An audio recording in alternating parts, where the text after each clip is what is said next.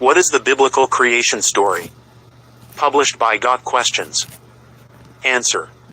The basic creation story is found in Genesis chapter 1 and 2, with the account of what happened in the Garden of Eden in chapter 3. Genesis chapter 1 begins before the existence of anything except God himself. God's revelation of himself and his will for mankind is the beginning of the creation story. In this beginning, God created everything in the universe. Genesis chapter 1 verse 1. This includes all the heavenly bodies, including every star and planet, as well as everything on the earth. While the triune nature of God is not explicit in the Genesis account, God does reveal an as within the Godhead. Genesis chapter 1 verse 26. The Spirit is active in creation. Genesis chapter 1 verse 2, as is Christ. John chapter 1 verses 1 to 3. Colossians chapter 1 verses 15 to 17. In the 6 days of creation, God formed light, the universe, and the earth, day 1. The sky and the atmosphere, day 2. Dry land and all plant life, day 3. The stars and heavenly bodies, including the sun and moon, day 4. Birds and water creatures, day 5. And all the land animals and man, day 6. Mankind is special above all other creatures because he bears the image of God, Genesis chapter 1 verse 27, and has the responsibility to steward and subdue the earth, verse 28. All of creation was completed in 6 days in all its vast array and wondrous beauty. God announced that his creation was very good, verse 31. Genesis chapter 2 sees the ending of God's creative work and gives a more detailed account of the creation of man. The seventh day is marked by God's resting. The rest does not suggest that God was tired. Rather, his rest was simply a cessation of work. God was done, and the universe was just as he wanted it to be. God's 6 days of work, followed by a day of no work, establishes a pattern of taking 1 day in 7 for rest and sets the number of days in the week still in use today. The keeping of the Sabbath later became a distinguishing mark of God's chosen people. Exodus chapter 20 verses 8 to 11. Genesis chapter 2 takes a closer look at the creation of man.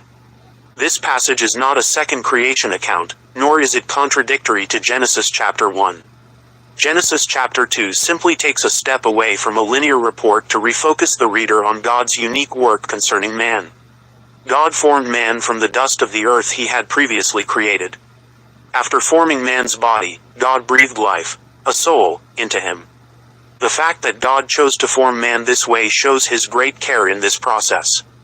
God next placed the first man, Adam, in a special place, the Garden of Eden. Eden was beautiful and bountiful. Adam had almost everything he needed, including food and productive work. However, God was not done with man. God helped Adam to see his need for a mate by having him review all the other creatures and naming them. Genesis chapter 2 verses 19 to 20. At the end of the naming process, Adam understood what he lacked. God caused Adam to sleep and then formed Eve with as much care as he had formed Adam, verses 21 to 22. Eve was made from Adam's rib. When God brought Eve to Adam, the man immediately understood that she was special. She was his counterpart, his complement, and flesh of his flesh, verse 23. God made both Adam and Eve in God's image, Genesis chapter 1 verse 27. The Bible's creation account establishes the family as the basic building block of society, Genesis chapter 1 verse 24, cf. Matthew chapter 19 verses 5 to 6. As a God-ordained institution, marriage is to be only between one man and one woman. Adam and Eve were created in a state of innocence, Genesis chapter 1 verse 25, and had not committed any sin. They enjoyed communion with God in Eden and the freedom to eat of whatever trees of the garden they wished, except for one, Genesis chapter 2 verses 16 to 17. Part of their relationship with God was the inclusion of one simple rule. Adam and Eve were forbidden to eat from the tree of the knowledge of good and evil, Genesis chapter 2 verse 17. At some point Eve was tempted by the serpent to eat from the forbidden tree, which she did. Adam also ate and joined his wife in disobedience, Genesis chapter 3 verses 1 to 6. When Adam and Eve sinned against God, they lost their innocence and their nature was corrupted, Genesis chapter 3 verses 7 to 12. Sin brought consequences. The process of death began immediately. God cursed the serpent to crawl forever on the ground and be hated by men, verses 14 to 15. God punished Eve to pain in childbirth and conflict with her husband, verse 16. And he punished Adam with toil and hardship in his labors, verses 17 to 19. And Adam and Eve were expelled from the Garden of Eden and denied access to the tree of life, Genesis chapter 3 verses 22 to 24. In his great mercy, God also covered Adam and Eve's shame, Genesis chapter 3 verse 21, and gave them a message of hope in the promise of a Redeemer.